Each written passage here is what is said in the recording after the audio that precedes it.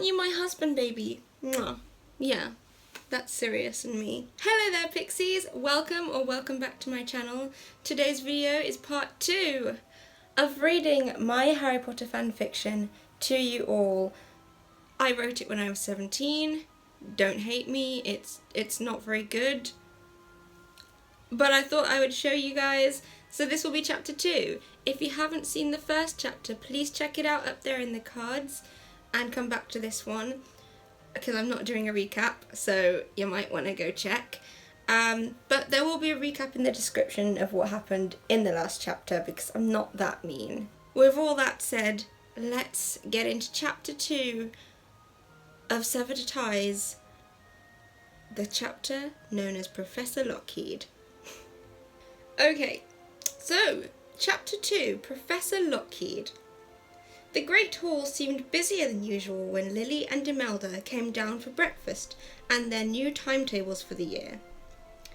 They took their seats next to Emmanuel Bletchley, a scrawny 5th year who played seeker for the Gryffindor Quidditch team. Professor McGonagall handed them their timetables and gave Lily a small smile. Imelda noticed Severus Snape watching them closely from the Slytherin table. I wonder why. She couldn't help feeling sorry for him. That's Imelda, by the way. He always looked so sad.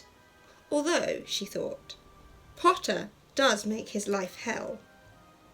The girls opened their timetables. Imelda's read... Okay, so basically at this point I literally wrote their entire timetable, every single day of the week, what classes they had.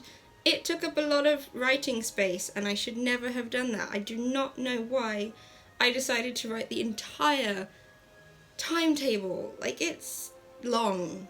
So I'm just going to skip that part.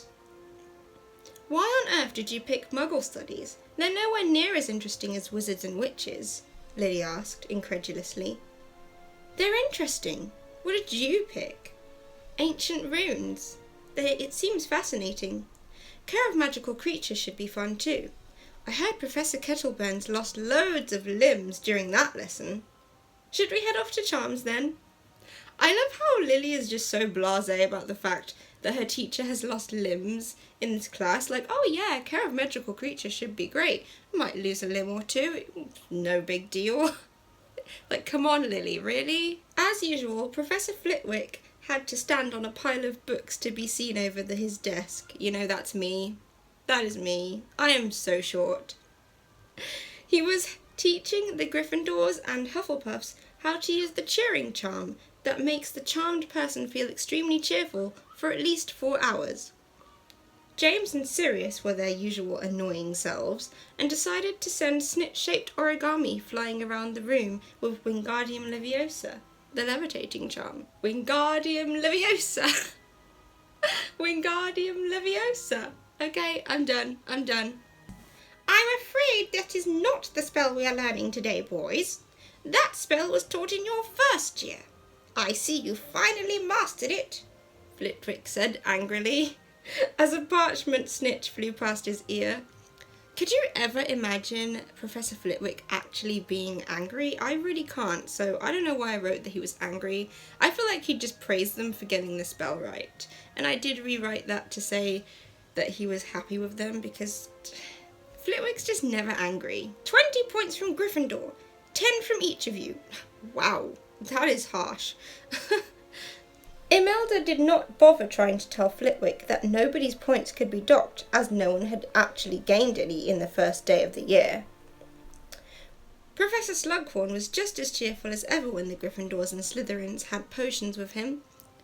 Unfortunately, Imelda did not get to sit with Lily in the lesson, as Slughorn insisted that Imelda should sit with Sirius.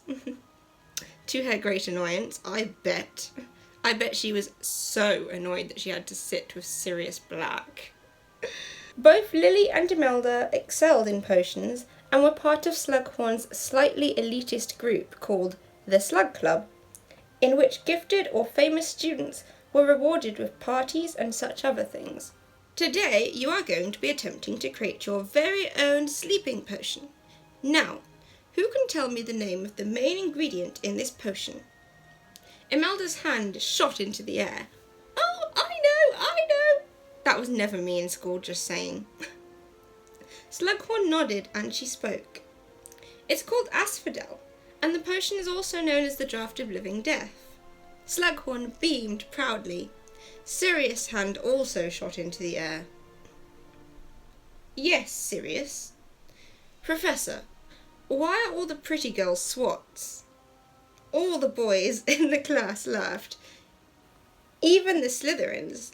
Lily rolled her eyes and said, I see you don't value cleverness. No surprise there. Sirius' grey eyes widened with interest. Now, Evans.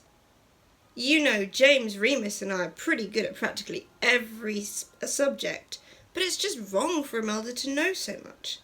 In the good old days, Imelda poked him hard in the arm with a porcupine quill. And to her annoyance, all he did was lounge back in his seat, a strand of his black hair falling into his eyes as he watched her attentively, as if she was an appendage to amuse himself with. Slughorn looked slightly put out by this gesture, and continued awkwardly with his potions lecture. See, I feel like Slughorn knows what's going on between Imelda and Sirius. Slughorn knows, and he's just like, I'm just going to ignore it.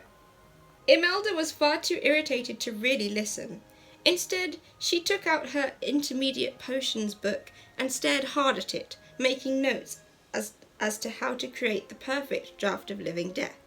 Although they were supposed to be working together on their sleeping potion, Imelda did not say a word to Sirius as she added her powdered root of asphodel and infusion of wormwood to the elegantly simmering liquid in her cauldron. The entire lesson went on like this, as Lily and Severus worked well together and created a perfect draught, and so did Imelda.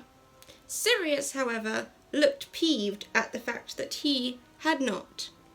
Okay, so I don't know, this connection between Imelda and Sirius seems kind of cheesy to me. Like, I was 17, I thought it was super cute that they were always arguing with each other. And like, you could say it was, but I didn't do it very well. I didn't execute the whole thing that well. But, you know, you do learn these things. Next lesson was the one that everyone had been waiting for, especially the boys. Defense against the dark arts. The Gryffindors had heard the 2nd and 5th years talking excitedly about the new DADA teacher, and this made Lily and Imelda even more excited. Remus caught up with the girls casually and said, Let's hope she knows her stuff. Sirius is dead excited about this lesson. Says he's bound to charm her with his inherited good looks. Imelda scoffed and turned to see Peter Pettigrew lagging behind them, smiling at her with watery adoration. Peter was a short, stumpy boy with lots of thick white blonde hair and small, pleading eyes. If he was not tagging along with James, Sirius and Remus, or the Marauders as they liked to call themselves, they would usually find him with anyone who would listen to him or tolerate him. Lily reckoned Peter was just one of James's appendages. I don't know why I used that word. That is such an awkward word to use. For those who don't know, appendage is an accessory, but it also means other things, and I just don't know why I used that word. Anyway, Lily reckoned Peter was just one of James's appendages, and Imelda secretly disagreed. Ugh. I'm never using that word again. Hello, Imelda. Did you have a nice holiday? Peter stammered timidly. Yes, we had a wizarding fair in Godric's Hollow over the holidays, and Mum swore she saw Celestina Warbeck there. Remus looked mildly interested as he took his Defense Against Dark Arts book from his dragonhide bag. They finally reached the class where Professor Lockheed and a handful of Ravenclaws were waiting. Hey, Ravenclaw! Okay. Lockheed was wearing robes of blood-red silk, which matched perfectly to her boots and Gryffindor pendant. Her blue eyes seemed to welcome them warmly as she gestured for them to enter the classroom, which she decorated with sneakerscopes, relics, and a lot of curious-looking creatures that glared at the students. At the moment, Imelda got the impression that Lockheed was going to be a very unconventional teacher. I might as well tell you now that you won't be sitting much in this lesson. I believe the more practice you get, the less likely you are to get cursed or blown to smithereens. Am I right? A few people laughed, a few nodded, and a few, like Lily and Remus, didn't know how to react. My name is Professor Lockheed. As you already know, one thing you may have already noticed about me is that I am part Veela. But don't let that distract you. Black. Sirius flinched at the sound of his name. He had been admiring her for some time. Another Black. I just taught your brother Regulus. I do hope you don't think having the Black name makes you royalty as well. Sirius blinked several times. James sniggered. Lockheed smiled again and pointed her wand at a door at the far side of the room. I really like Artemis Lockheed. I like the way I write her. I don't change her too much in the story when I'm rewriting it because I do kind of like the way she talks, but I have tweaked her a little bit, but I do like Lockheed. She's very bold and she just says what she thinks, and I like that about her. I want you all to have a first-hand experience of a vampire encounter. Don't worry though, he's practically teetotal, definitely vegetarian, never drunk a drop of human blood in his afterlife. Imelda couldn't help laughing at this. That line is so not funny, but also really funny because she just doesn't care if she sounds like an idiot. I love Lockheed so much. You, she pointed to Sirius. Why don't you come up here and be my first volunteer? What's your name? Oh, don't tell me. It's Sirius. Am I right? He nodded, surprised. If you want to keep anyone out of your thoughts, it's best to learn legilimency, by the way, Sirius. Anyway, I'm going to introduce you to Vladimir, and first you are just going to disarm him, okay? A tall, dark-haired, pale-faced, handsome figure, Edward Cullen, emerged from the doorway and raised his wand ready to duel with Sirius. Vampires are the closest thing I could get to a dark wizard. Although, a dark wizard will not excuse you for only being a 13-year-old wizard. He will kill you, Lockheed said darkly. Anyway, on with the show then, she continued as if she'd just been discussing something as trivial as the weather forecast. Sirius raised his wand cautiously, and Vladimir the vampire did the same. Expelliarmus, Sirius said clearly, and Vladimir's wand flew easily from his hand and into Sirius' own. Lockheed clapped vigorously and beamed proudly at him. So many adjectives. Guys, just don't use so many adjectives as I do. If you want to be a writer, just less adjectives. You don't need them. You don't need to say vigorously and proudly. You know, it's a bit too much. Impressive, Black. I'm glad to see you're a Gryffindor as well. Now, I want to teach you all a new spell. It will be one of the most useful spells you'll ever learn, and it's called Stupefy. As you've probably guessed, it's a stunning spell. I'll give you an example with Vlad. Vlad, would you be so kind as to come up here and be my guinea pig? The vampire seemed to be flirting with Lockheed as he walked obediently towards her. James piped up. He doesn't talk much, does he, Professor? More of the strong and silent type, isn't he? What? I don't know what I was writing, but this gets even worse now. Oh, children, if you're listening, just ignore Professor Lockheed. So, yeah, Lockheed smiled mischievously as though she herself was one of the Marauders and said, Indeed, Mr. Potter, but does he really need to talk? She pulled out her wand and pointed it directly at Vladimir, who did not flinch until Stupefy! The vampire was knocked off his feet with one swish of Lockheed's wand. The class all clapped, woo, in admiration of Lockheed as she comically brushed herself off, rolled up her sleeves, and helped Vlad to his feet. Right, who's next? The Gryffindor and Ravenclaw third years buzzed excitedly at the end of their first DADA lesson. She's bloody gorgeous. An excellent teacher. Really knows her stuff, that Lockheed. Is she single? I think she's off her rocker. And then James's voice. I think she's dating the vampire mate. You've got no chance. Then Remus. He'd have no chance even if she isn't dating Vladimir. She's at least 25. And then lastly came the voice of Sirius. I'm telling you, she fancied me. Imelda laughed and stopped outside the door to wait for Lily.